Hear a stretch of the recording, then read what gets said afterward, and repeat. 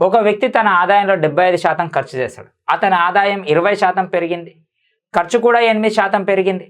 అయితే అతని పొదుపులో పెరుగుదల శాతం ఎంత అని క్వశ్చన్ వేసిండు. పొదుపులో పెరుగుదల శాతం ఎంత?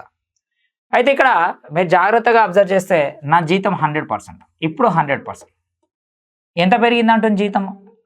20% పెరిగింది, అంటే ఇప్పుడు 120%. 75% ఖర్చు పెట్టిన, అంటే 75% ఖర్చు పెట్టినంటే 25% సేవింగ్ అన్నట్టే కదా, అవునా కదా? ఇక్కడ ఏమంటాడు, ఖర్చు కూడా 8% పెరిగింది, అంటే దీంట్లో ఖర్చు 8% పెరిగిందంటే 75 8 ఎంతమ్మా? 600, అంటే 6 పెరిగింది. అంటే ఇక్కడ 81 ఖర్చు అయింది. ఉన్న 120లో 81 ఖర్చు కదా, ఇది ఖర్చు, ఇదేంటిది? పొదుపు. 81 ఖర్చు అంటే 39 పొదుపు అన్నట్టే కదా. అంటే ఫస్ట్ 29% ఉండేది, ఇప్పుడు ఎంత పర్సెంట్ ఉందమ్మా? 39%. ఓకేనా? ఎంత పర్సెంట్ ఇంక్రీజ్ అయింది? 14% ఇంక్రీజ్ అయింది. ఎంతకి? 25కి. అంటే 25 100% అయితే 14 ఎంత? ఎప్పుడైనా ఎగ్జామ్లో కూడా ఇలాగే చేయాలి.